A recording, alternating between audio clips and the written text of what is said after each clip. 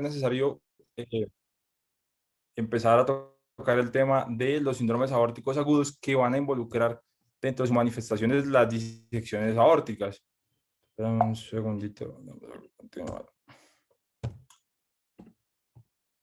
Los síndromes aórticos agudos, pues básicamente corresponden a cualquier patología que implique la pared de la aorta. Tiene como característica general que la manifestación es potencialmente fatal y digamos que involucran una importante cantidad de síndromes y diagnósticos diferenciales. La incidencia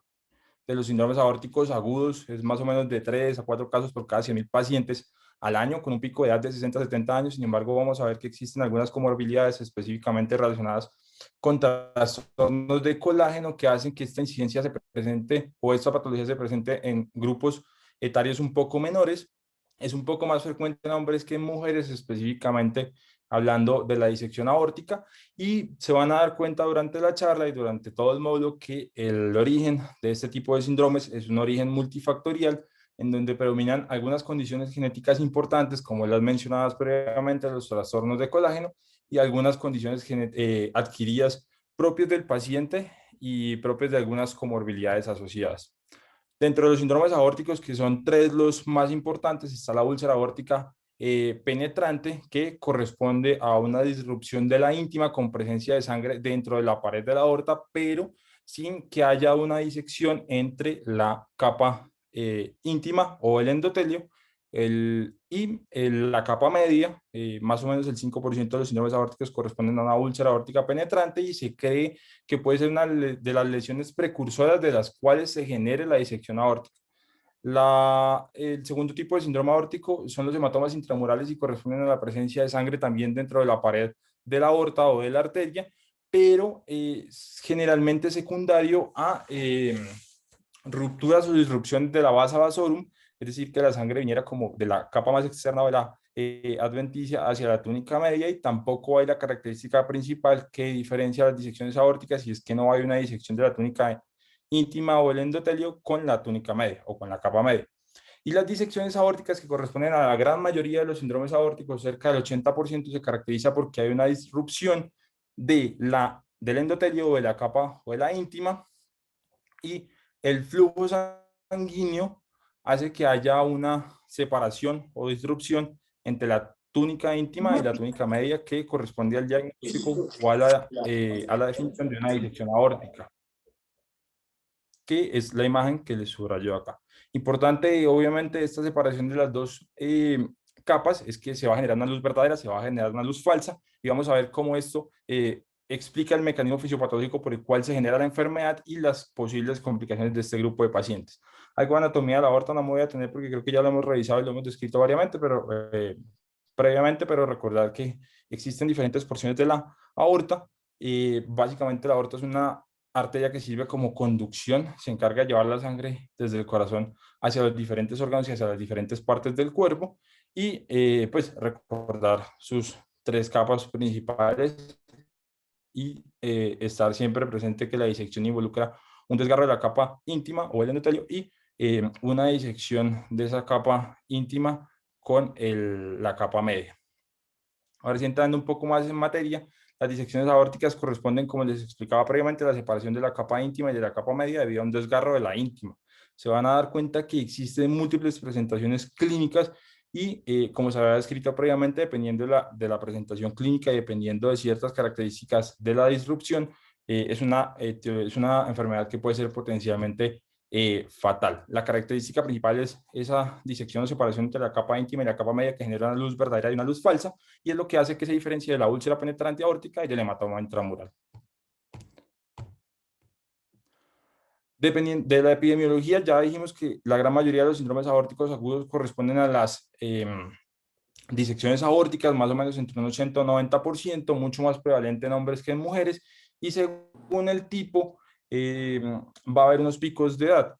Para la disección tipo Stanford A, que no nos compete en esta charla, la gran mayoría de tipo de disecciones aórticas corresponden a Stanford A y se van a ver o se ve en pacientes un poco más jóvenes, entre los 50 y los 60 años, y principalmente son desgarros hacia la pared lateral derecha de la aorta. Y la disección Stanford B, que más adelante la vamos a definir, corresponde al 40% restante de esos síndromes aórticos agudos, que son las disecciones aórticas, y se ve principalmente en pacientes un poco mayores de 60 a 70 años. Mecanismo fisiopatológico, no sé quién tiene el micrófono abierto, gracias. Del mecanismo fisiopatológico por el cual se da la disección aórtica es básicamente un desgarro de la íntima. El desgarro de la íntima puede ser secundario a una necrosis quística de la túnica media, puede ser secundario a trauma, puede ser secundario a alteraciones en el colágeno como el síndrome de Marfan o el Ehlers-Danlos, puede ser también secundario a aterosclerosis. O sea, realmente tiene muchos mecanismos por los cuales se puede llegar a desarrollar el desgarro de la íntima, pero la característica principal es que el flujo sanguíneo generalmente anterógrado va a hacer que esa túnica o esa capa íntima y la capa media se separen y cree una luz falsa y quede una luz verdadera. Pero también se han dado cuenta o se ha descrito que hasta entre el 16 y el 20% de los casos también hay una disección retrógrada en contra del flujo sanguíneo que hace que la disección se extienda hacia proximal de la aorta. La característica principal de esta disección es que se da en un sentido transversal y longitudinal y, como les dije, genera una luz verdadera y una luz falsa, por lo cual se explica el mecanismo fisiopatológico por el cual llega a comprometer la vida de los pacientes. Y un término adicionalmente importante son las fenestraciones, que son las comunicaciones que se pueden llegar a dar entre la luz verdadera y la luz falsa, que pueden hacer que se comporten de una manera diferente y que se generen a veces compromisos dinámicos o estáticos o que expliquen los síndromes de mala perfusión. ¿Qué mata al paciente? De las disecciones aórticas, realmente lo que termina matando al paciente en la forma aguda son dos cosas principales. Uno es la ruptura, que no es tan frecuente, específicamente en el Stanford B, y lo otro son los síndromes de mala perfusión, que están presentes hasta casi en un tercio de los pacientes. Existen dos tipos de síndrome de mala perfusión descritos en la literatura. Uno es generado por una obstrucción estática y el segundo se denomina una obstrucción dinámica. La obstrucción estática es básicamente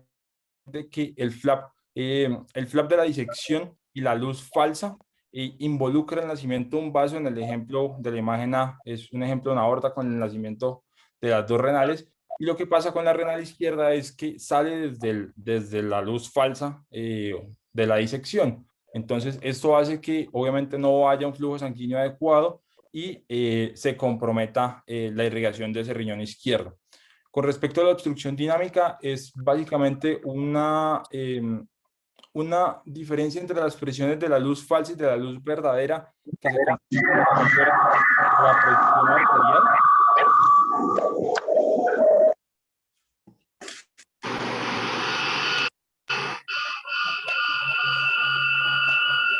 No sé quién tiene el micrófono abierto, pero por favor, revisar. Y es un comportamiento diferencial entre la presión de la luz falsa y de la luz verdadera que hacen que con el cambio del ciclo y de la presión arterial, la luz falsa, el flap de la luz falsa obstruya la luz verdadera o el nacimiento velocium del vaso comprometido y se genere este tipo de obstrucción dinámica. La otra posibilidad de que haya también una obstrucción estática es básicamente porque el flap de la disección, así no involucre el vaso verdadero, se puede prolapsar sobre la luz del vaso que sale de la luz verdadera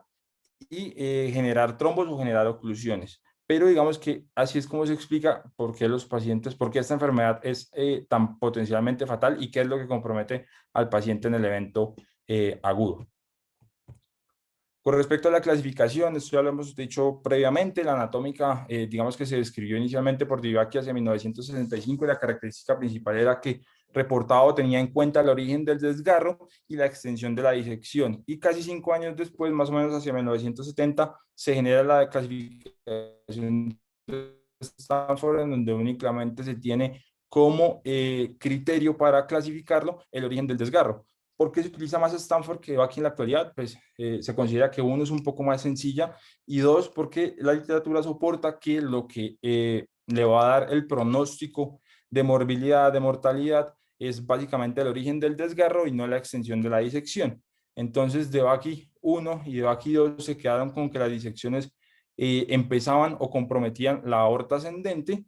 y el 1 extendido hacia la aorta descendente o hacia la aorta abdominal, el 2 solamente localizado en la aorta ascendente El de Baqui 3, ya localizado hacia la aorta descendente o aorta torácica descendente, localizada solamente en la región torácica, el 3A, y extendida hacia por debajo del diafragma 3B. Y lo que les explicaba, si involucra directamente la aorta ascendente, para Stanford es una, y si involucra la aorta descendente o cualquier otra sección que no sea la aorta ascendente, es un Stanford B. Posteriormente sale una nueva clasificación que es propia de la Sociedad de Cirugía Vascular Americana, en donde nuevamente dividen las disecciones aórticas en tipo A y tipo B, básicamente teniendo el mismo parámetro de que se involucra la aorta ascendente, es una tipo A, que ellos denominan zona cero, y si involucra el desgarro intimal, el sitio donde se origina el desgarro intimal, involucra después de la aorta después de la aorta ascendente, perdón, es un tipo B. Y lo que ellos sugieren es que la aorta en su totalidad se divida hasta la división de la ilíaca zonas. Esto para tratar de facilitar un poco la nomenclatura de la disección. Una clasificación que sigue siendo tipo A o tipo B y le añaden un tipo indeterminado, es que se haga una anotación de desde dónde se desgarra o desde dónde se genera el desgarro intimal hacia dónde se extiende. Si compromete la zona cero, sigue siendo un tipo A o un Stanford A o tipo A para ellos. Si compromete después de la zona cero, es decir, zona 1, que es lo que ustedes ven pintado en azul, es una tipo B. Y cuando se origina en un sitio diferente, pero tiene una disección hacia proximal, como les explicaba, del 16 al 20% retrógrada, ellos sugieren clasificarla como una tipo I. Todo esto para tratar, uno, de estandarizar el concepto de la disección, y dos, para tratar de estandarizar el manejo que se le va a dar al paciente. La otra forma de clasificar la disección aórtica, específicamente la tipo B, según la cronicidad, o sea, según el momento en el que se presentan los síntomas. La hiperaguda está cuando el paciente presenta síntomas dentro de las primeras 24 horas, aguda después del primer día hasta las 2 semanas. Hay una etapa subaguda después de la segunda semana hasta el tercer mes, en donde se describe, según la literatura, que puede ser el mejor momento para hacer el manejo endovascular por las características de la aorta y la característica de la disección. Y una tipo crónica cuando lleva más de 3 meses de síntomas. Esta cronicidad también es importante para definir el manejo. Más adelante lo vamos a tocar puntualmente, pero recordemos que hay varias charlas posteriores a esta para tratar de enfocar el manejo. Dentro de los factores de riesgo, como dijimos, es una enfermedad que básicamente es multifactorial. Lo que se ha descrito y lo que más se relaciona con las disecciones aórticas son la hipertensión, especialmente cuando no está mal, no está controlada, perdón. Hasta el 70% de los pacientes que tienen disecciones aórticas tipo B agudas están relacionados con episodios de hipertensión arterial no controlada, la presencia de feocromocitoma y la presencia de uso pues, de drogas recreativas como la cocaína, por ejemplo. También existen algunas alteraciones especiales propias de la pared, como la coartación de la aorta y la presencia de válvulas aórticas bicúspides relacionadas con el síndrome de Turner, y que están presentes también entre un 2 o un 8% de las disecciones aórticas tipo B. Y también existen, como lo habíamos nombrado previamente, algunas anormalidades propias de la pared de la aorta, algunos síndromes genéticos relacionados con colagenopatías, como el Marfan, como el Loeys Diaz, como el Ehlers-Danlos y como el síndrome de Turner, por la relación previa a la coartación y de la presencia de la válvula bicúspide. También existen algunas patologías inflamatorias no genéticas directamente que afectan los vasos, como algunas vasculitis, ya sea la vasculitis de células gigantes, la arteritis de Behçet o la arteritis de Takayasu. Y después de todo eso también existen algunas condiciones o factores de riesgo propios del paciente, como el antecedente de aterosclerosis, el embarazo en pacientes que tienen antecedentes de síndromes genéticos relacionados con calagenopatías, aumenta el riesgo de la presencia de disecciones aórticas, específicamente en este tipo de mujeres. Últimamente también se ha descrito que la exposición a fluoroquinolonas también puede llegar a convertirse en un factor de riesgo. Y no olvidar que otro de los factores de riesgo para que se presenten las disecciones aórticas son la manipulación y son directamente la realización de procedimientos endovasculares, específicamente relacionados a la cirugía cardíaca, la angiografía coronaria o la intervención coronaria, pero cualquier procedimiento endovascular arterial puede llegar a generar disecciones, de pronto no de la aorta, pero sí de los vasos, de los diferentes vasos arteriales. Este es un estudio que me llamó mucho la atención, publicado en el 2016 en el Global Cardiology Science. Es un estudio retrospectivo de más de 20 años de una base de datos que ellos tenían acerca de pacientes con diagnóstico de disecciones aórticas agudas, hacen una diferenciación entre el tipo A y el tipo B, y de lo que me llamaba más la atención, o al menos de lo que mostraban las características demográficas, era que los pacientes tipo B tienden un poco más a ser pacientes mayores, como se había descrito previamente y como lo reporta la literatura. Tienden a ser también un poco más incidencia o mayor incidencia en hombres con un 65%, y tiende a ser un poco más frecuente en la raza blanca que en el resto de las razas. Dentro de las características clínicas de los pacientes, lo que más encontraron de los pacientes que presentaban disecciones tipo B eran pacientes que tenían antecedente de hipertensión arterial, antecedente de aterosclerosis, antecedente de un aneurisma aórtico conocido o antecedentes de disecciones aórticas previas. Antecedente de cirugía cardíaca también como factor de riesgo para las disecciones aórticas, específicamente es tipo B, y antecedentes de aneurisma de aorta y antecedentes de disecciones aórticas agudas también como factor de riesgo para las disecciones agudas. Con respecto a la presentación clínica, lo más relevante que se va a encontrar en estos pacientes o más frecuente es un dolor súbito y severo que el paciente describe como el peor de todos y que dependiendo de la localización de la disección, pues se va a manifestar. Lo que reporta la literatura es que hasta el 93% de los pacientes refieren ese dolor y están altamente asociados a crisis de hipertensión arterial, como dijimos, hasta en el 70% de los casos. Ojo con los pacientes que debutan con hipotensión, que son menos del 5%. La hipotensión es un factor de mal pronóstico para la morbilidad y la mortalidad de este tipo de pacientes, y generalmente está relacionado con, puede ser disecciones tipo A, que se rompen y generan taponamiento cardíaco o alteraciones en la función de la válvula aórtica. También en un porcentaje menor pueden debutar con manifestaciones neurológicas como un ACV, manifestaciones como síncopes hasta en el 5% a 10% de los pacientes, pueden generar isquemia medular espinal hasta en un 10% de los pacientes y déficit neurológico distal por el compromiso de la arteria que irriga la médula espinal, la arteria Adam-Kewix. También pueden generar isquemia renal o visceral, y también es otro factor de mal pronóstico para la supervivencia de estos pacientes. Y la otra posibilidad de presentación clínica es que se presenten como isquemia aguda o algunas complicaciones vasculares periféricas que digamos que presenta una alta incidencia en este tipo de pacientes. Como ven, realmente puede mimetizar muchas enfermedades, y dependiendo, y esta es la siguiente tabla, dependiendo del sitio de compromiso de la disrupción de la disección aórtica, pues vamos a ver una gran cantidad de hallazgos clínicos relevantes. Y lo importante de esto es que lastimosamente hay una baja sospecha diagnóstica de este tipo de enfermedad, y el tiempo en este tipo de pacientes termina siendo uno de los factores también importantes a la hora de abordarlo. Y que existe, como existe una gran variedad de clínica, existe una gran variedad digamos que diagnóstico, impresiones diagnósticas iniciales erróneas, que se hasta en un 40% de los pacientes, y obviamente todo esto repercute en el diagnóstico. Digamos que la presentación clínica, como vimos, es muy variada, pero la literatura trata de asociarlo en tres grandes grupos. Unos pacientes que van a presentar una disección aórtica tipo B, no complicada, y se caracteriza principalmente por dos cosas: porque no hay evidencia de ruptura ni por imágenes ni por clínica, y porque no existe un síndrome de mala perfusión de órganos diana, que fue lo que explicamos previamente. En las La hamburguesas sabe mortalidad rico. En las hamburguesas la La mayoría mortalidad muere. de estos pacientes es un poco Ya, ya, menor en mire. el manejo médico, de un 3 a un Mire, 10%. la carne de res de Hay un micrófono 180. abierto, por favor. Perdón, profe, si no sé. Gracias. La mortalidad de estos pacientes con el manejo no operatorio, o sea, es decir, con el manejo médico, va hasta un 10%. Realmente son los pacientes que mejor les va, y son generalmente los pacientes que se benefician del manejo médico. Existe un segundo grupo que,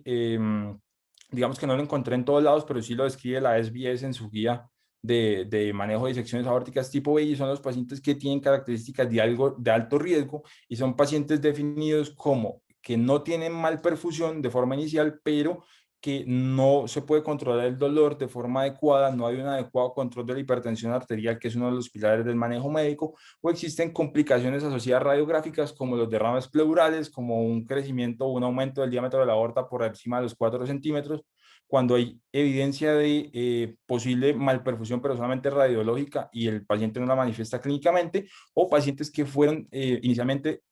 propuestos o candidatos a llevados a manejo médico, y que reingresan por dolor o por mal control arterial. Ese es el segundo grupo. Y el tercer grupo son los pacientes que se presentan de forma aguda, complicada, que tienen complicaciones y son básicamente dos, que son las grandes complicaciones que tiene esta enfermedad y por las cuales el paciente se muere en la forma aguda, que son la ruptura y los síndromes de malperfusión. Dentro de la literatura también, si uno se pone a buscar cuáles son realmente esos predictores de mortalidad de este tipo de pacientes, y lo que encuentra es que la presentación aguda y complicada es la principal predictor de mortalidad. Entonces, ¿cuáles pueden ser? La isquemia mesentérica por malperfusión, seguramente de la mesentérica superior y la mesentérica inferior, del tronco celíaco, los pacientes que debutan con hipotensión que dijimos que son menos del 5%, pero generalmente se asocian a taponamiento cardíaco y a ruptura y a disfunción de la válvula aórtica, los pacientes con falla renal, los pacientes con hematomas periaórticos, porque eso implica que en algún momento hubo una ruptura que está contenida, y los pacientes que debutan con isquemia aguda de las extremidades son los principales factores de riesgo o predictores de mortalidad en este tipo de pacientes. Dentro de los estudios complementarios, y no vale la pena detenerse mucho en esto porque la siguiente charla es sobre el enfoque diagnóstico imagenológico complementario de este tipo de patología, pero recordar que el ecocardiograma transtorácico y el ecocardiograma transesofágico son los pilares del diagnóstico de la disección tipo A. En la forma aguda, la radiografía de tórax puede llegar a ofrecer algunos signos indirectos de una patología aórtica aguda, específicamente de una disección aórtica, aunque puede ser normal en un porcentaje muy grande de los pacientes. El angiotac como el gol estándar para el diagnóstico, para tratar de definir el tratamiento que se le va a dar a estos pacientes. La posibilidad de utilizar resonancia y utilizar ultrasonografía intravenosa o endovenosa en el intraoperatorio, pero pues digamos que esto no es como tan asequible. Y lo que les digo, no me detengo mucho en imágenes, estos son solamente imágenes ilustrativas, realmente les quería mostrar la imagen de la derecha, la tomografía en el corte axial se ve cómo se ve la luz, ambas luces, la luz verdadera, la luz falsa, y cómo se ve la disección o el flap de la disección que se extiende desde casi que de la raíz aórtica, la aorta descendente, hacia la aorta abdominal, seguramente, pues no se ve el diafragma, pero seguramente suprarrenal. Como es una enfermedad que se presenta con gran cantidad de clínica, se han tratado de generar algunas escalas de riesgo para tratar de detectar este tipo de pacientes, y la que más reporta la literatura es esta ADD-RS, que es un puntaje de detección de riesgo de disección aórtica. Es fácil de utilizar, realmente es únicamente evalúa 3 puntos, una condición, y cada punto, perdón, cada ítem da un punto. Son condiciones de alto riesgo del paciente como antecedente pues antecedente conocido de síndrome de Marfan o de alguna colagenopatía, antecedente de una enfermedad aórtica previa, antecedente de una enfermedad de la válvula aórtica o una cirugía reciente, o antecedente de un aneurisma de aorta torácica o toracoabdominal. Las características clínicas del dolor del paciente, y si debuta con algún signo de complicación, ellos lo describen como un déficit de pulso, un síndrome, una clínica con una sintomatología neurológica focal, insuficiencia aórtica, hipotensión o choque, y a cada uno de estos le dan un punto. Lo que consideran ellos es que cuando el paciente tiene bajo riesgo, tiene 0, tiene un punto, la posibilidad de que el paciente tenga un síndrome aórtico es menos de 2%. Cuando tiene un riesgo intermedio de al menos 2 puntos, sube casi un 15%, y cuando tiene los 3 puntos, sube a más de un 30%. Ellos lo que sugieren es que se enfoque, dependiendo del puntaje que sea, si el paciente se beneficia de un estudio complementario diferente, tratando de buscar otra etiología, a la posibilidad de hacer un angiotac de al menos una aorta torácica o un angiotac de toda la aorta en búsqueda de patología aórtica aguda. Con respecto al manejo de la disección, y esto es como un abrebocas para todo lo que viene más adelante, la importancia de tener protocolarizado un flujograma en donde le permita al paciente acceder a un pronto diagnóstico y acceder a un pronto tratamiento. Lo que sugieren es la posibilidad, como la gran mayoría de los pacientes van a llegar de pronto a hospitales en donde no hay la posibilidad de tratarlos de forma adecuada, que sí haya una adecuada, digamos que logística para poder remitir. Lo que sugieren ellos es que digamos que en la primera atención haya una aproximación diagnóstica, haya un inicio del manejo médico, que más adelante vamos a discutir, y prontamente se pueda remitir a un sitio en donde hayan las características y los insumos necesarios con el equipo apropiado para poderle dar tratamiento pronto a este paciente y definir si el paciente se le va a dar manejo médico, si el paciente requiere una sala de cirugía. Y obviamente, más allá de los insumos y más allá de la disponibilidad del hospital, obviamente contar siempre con un equipo multidisciplinario que involucra un anestesiólogo cardiovascular, un cirujano cardiovascular y un vascular, con la posibilidad de contar con un perfusionista, la sala de cirugía disponible todo el tiempo, una unidad de cuidado intensivo especializada y la posibilidad de acceder a múltiples imágenes diagnósticas para tratar de enfocar a este paciente y darle un pronto manejo. Los pilares del manejo de la disección aórtica, específicamente del tipo B, van dirigidos a dos cosas importantes. La primera es prevenir la progresión y disección, la progresión de la disección y la ruptura, que es lo que lo puede llegar a matar en la forma aguda del paciente. Y el segundo pilar es restaurar la perfusión de órganos comprometidos, que vuelvo y les insisto, es la otra causa de mortalidad de estos pacientes en la fase aguda. Por eso los pilares del tratamiento son: el paciente debe estar siempre monitorizado, debe estar en una unidad de cuidado intensivo en donde haya la disponibilidad de todos los insumos. El pilar del tratamiento médico es básicamente el control de la tensión arterial y la gran mayoría de guías refiere que la presión sistólica debe estar al menos por debajo de 120 a 100 mínimo y una frecuencia cardíaca menor a 60. Para esto ellos sugieren que se puede iniciar beta bloqueadores, que es como lo principal que se puede iniciar en el evento agudo, y el control de la tensión arterial básicamente basado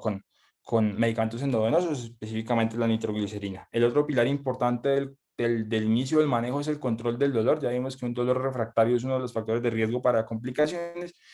Un adecuado control del gasto urinario, que nos va a hablar de un paciente que está reanimado de forma adecuada. Y obviamente contar con todas las imágenes complementarias para poder definir la indicación del tratamiento quirúrgico o del tratamiento médico según sea el caso.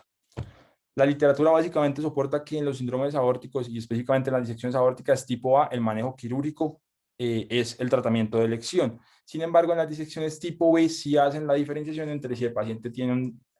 un debut complicado o no complicado. Si el debut es no complicado, se sugiere la posibilidad de ofrecerle al paciente un manejo médico inicial con el control de la tensión arterial, con el control de la frecuencia cardíaca, el control del dolor y la monitorización estricta. Y también se han identificado algunos pacientes que pudiesen llegar a beneficiarse directamente del manejo endovascular, como los pacientes que tienen alto riesgo descritos previamente. Definitivamente, cuando el paciente debuta con una disección aórtica tipo B, pero tiene algún signo de complicación, el manejo es quirúrgico. Anteriormente era abierto, pero con el desarrollo de las técnicas endovasculares, y digamos que la gran recomendación de la literatura ahorita es ofrecerle al paciente la posibilidad de tener un manejo endovascular en el sitio en donde haya la posibilidad de. Entonces, ¿qué soportan las guías o cuáles son las recomendaciones muy puntuales de las guías? El tratamiento médico, que es básicamente basado en el control de la tensión arterial, el control del dolor y el control de la frecuencia cardíaca, debe ser para todas las disecciones tipo B agudas o crónicas no complicadas. El manejo se debe iniciar siempre en todas las disecciones aórticas tipo B. ¿Cuáles deberían ser los pacientes que deberían ir al tratamiento quirúrgico de la disección aórtica tipo B? Aquellos pacientes que se presentan en la etapa hiperaguda, es decir, menos de 24 horas y que tienen complicaciones que pueden amenazar la vida, es decir, o que está roto o que tiene síndromes de malperfusión o hipoperfusión. Estos pacientes deberían ser manejados de forma quirúrgica. Pacientes que están en la etapa aguda, es decir, después del primer día hasta las 2 semanas, pero que no lograron o no se logró un adecuado control, ya sea de los síntomas dados por dolor recurrente o por hipertensión mal controlada, porque estos pacientes demuestra la literatura que tienen mayor porcentaje de posibilidad de complicarse y por eso deberían recibir manejo quirúrgico, a pesar de que no están técnicamente dentro de los pacientes que hacen síndromes de mala perfusión, y algunos pacientes en la etapa subaguda que presentan factores de riesgo, como son los pacientes nuevamente que nunca se logra controlar la tensión arterial, que vuelven por dolor recurrente o que tienen dilataciones casi que aneurismáticas o ectásicas de la aorta. Y se les debería ofrecer principalmente a estos pacientes el manejo endovascular de forma inicial. Definitivamente para los pacientes que debutan con un síndrome aórtico tipo disección aórtica Stanford B o tipo B, que presentan manifestaciones complicadas, el manejo debe ser quirúrgico, no debe haber ningún retraso. El retraso implica una mayor mortalidad y, como vimos, a pesar del esfuerzo terapéutico, se termina muriendo casi la mitad. Y lo que recomiendan la gran mayoría de guías es hay una menor tasa de morbilidad y una menor tasa de mortalidad cuando estos pacientes se abordan de manera endovascular versus la cirugía abierta. por eso es que van a encontrar y por eso es que seguramente en las siguientes charlas acerca del manejo endovascular y manejo abierto, la gran mayoría de los pacientes terminan siendo manejo endovascular porque digamos que las complicaciones son un poco menores cuando se aborda de esta manera. Y para los pacientes que tienen disecciones crónicas tipo B, que son pacientes que debutaron con la disección, con el dolor, pero que,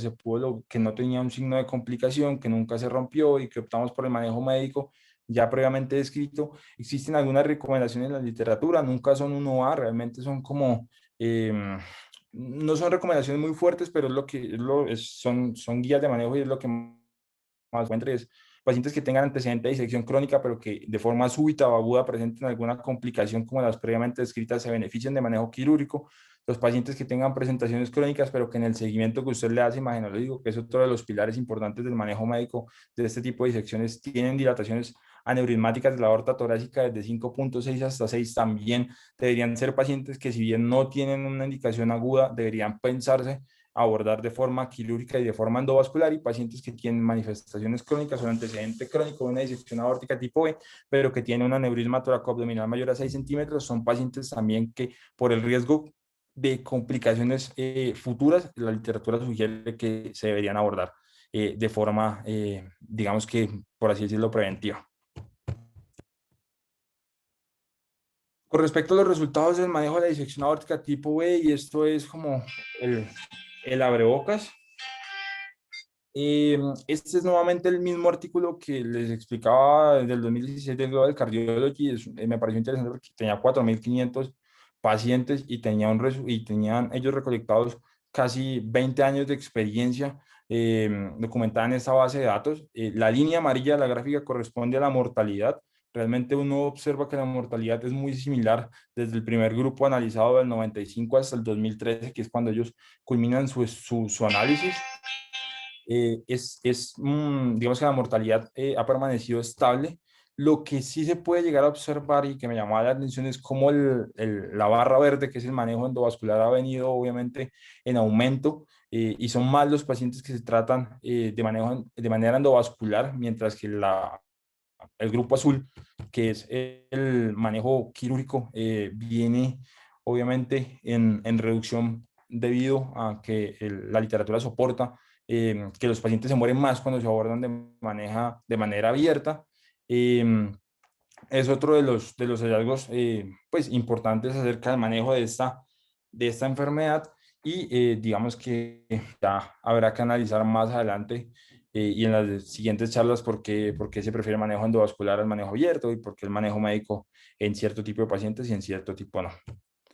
Esta también es una gráfica que saco de ese artículo en especial. Digamos que es la tasa de supervivencia de los pacientes dentro de los 4 periodos: el hiperagudo, el agudo, el subagudo y el crónico, y los 3 diferentes tipos de manejo que se les puede ofrecer a estos tipos de pacientes: el endovascular, el médico y el quirúrgico. Y uno puede observar que dentro de las 4 fases, la mortalidad o la tasa de supervivencia siempre es mucho menor para el manejo quirúrgico abierto, y digamos que el manejo médico y el manejo endovascular tienen unas tasas de supervivencia similares, y ya tocaría entrar a analizar qué pacientes se van a beneficiar de un manejo endovascular y qué pacientes específicamente se van a manejar de un manejo médico, pero como dijimos, estos son generalidades y es una abrebocas para lo que sigue. El tratamiento a largo plazo va a básicamente tener 2 pilares importantes: el tratamiento de la hipertensión arterial y el uso de beta bloqueadores para controlar la frecuencia cardíaca. Se recomienda a los pacientes no hacer un ejercicio extenuante por el riesgo de que aumenten la frecuencia cardíaca y la tensión arterial, y aumenta el riesgo de ruptura. Cuando son pacientes jóvenes, 40, 50 años, y debutan con este tipo de patologías, generalmente están asociados a colagenopatías, por eso es importante descartar patologías genéticas asociadas, así como la presencia de válvulas bicúspides o las coartaciones aórticas. El seguimiento es clave en este tipo de pacientes y se sugiere que se hagan seguimientos con tomografías seriadas a menos el primer mes, el tercer mes, el sexto mes y al año, para poder caracterizar la evolución de la disección. Digamos que del manejo farmacológico diferente al antihipertensivo y al beta bloqueador no se ha escrito mucho. Algunos artículos recomiendan la utilización de aspirina y estatinas, pero no hay una recomendación fuerte para demostrar que los pacientes se benefician de eso, sobre todo porque como es una enfermedad que tiene múltiples, digamos, como múltiples orígenes, pues realmente no se ha encontrado todavía, así como la anticoagulación, así digamos que haya la presencia de una luz falsa y le puedan reportar un trombo, digamos que la anticoagulación tampoco ha demostrado que pueda llegar a disminuir el riesgo de ruptura a futuro o que pueda llegar a disminuir el riesgo de alguna complicación a futuro. Por lo tanto, la anticoagulación en este tipo de pacientes pues no se recomienda. Dentro de las conclusiones para esta primera charla, recordar que las disecciones aórticas requieren una alta sospecha diagnóstica, las manifestaciones clínicas son múltiples y son muy variadas. Puede llegar un paciente con una clínica de un evento cerebrovascular agudo y puede ser una disección aórtica, puede llegar un paciente con dolor abdominal y un abdomen agudo y sea una disección aórtica que está comprometiendo el origen de la mesentérica superior, puede llegar un paciente que tenga una isquemia aguda de la extremidad superior, una isquemia aguda de la extremidad inferior y terminar siendo una disección aórtica. O sea, realmente la clínica hace que la sospecha, que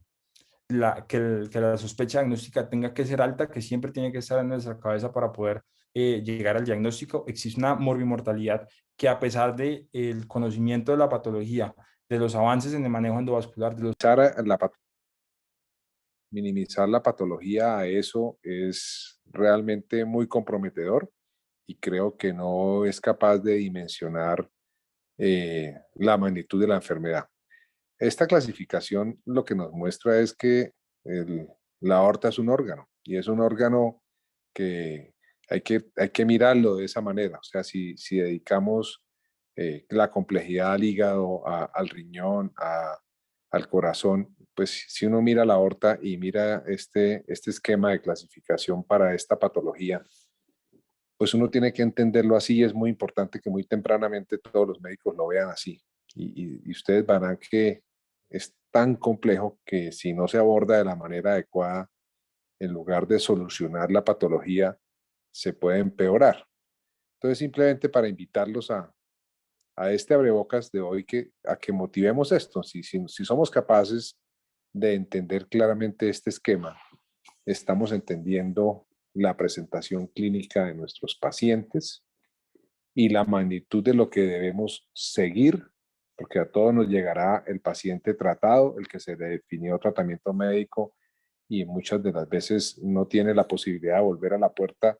del hospital de alta complejidad, seguirá siendo manejado en algunos servicios de otros niveles de atención médica, pero sí es importante que tengamos en la cabeza que es una patología que compromete toda la aorta. Es claro que tenemos otras patologías quirúrgicas vasculares muy limitadas que, digamos, tienen unas conductas muy definidas, pero esta específicamente se ha ampliado en el concepto y se ha ampliado en el manejo y obliga a que hagamos un ejercicio de entenderla. Entonces yo los invito a que revisen esta presentación, va a quedar, yo creo que vale la pena que la revisemos y de aquí a la siguiente reunión que tengamos, pues muchos manejemos estos términos o si no, pues vamos a estar perdidos. No tenemos que eh, minimizar el aprendizaje en el grupo a las cosas que debe saber un médico general porque pues perderíamos, digamos, el contexto y perderíamos la orientación del grupo hacia la investigación y hacia la motivación, hacia el futuro, a los que quieren decidir su formación, pues van a darse cuenta que en una patología de estas, pues la oportunidad es grandísima de poder desarrollar habilidades, de poder desarrollar habilidades diagnósticas, de que todos hablemos un idioma común y a esa era mi invitación con dejar esta fijación de esta imagen y que tengamos, digamos, la oportunidad todos de, con la inquietud académica, mirarla, preguntarse, llenarse de inquietudes, si las podemos resolver a lo largo eh, de este grupo de conferencias, pues ojalá todos tengamos la claridad, podamos ser multiplicadores del conocimiento. Ese era mi comentario, no sé si algunos de los profesores y de los residentes y fellows tengan comentarios y pueden hacer todas las preguntas sin temor a nada, por favor.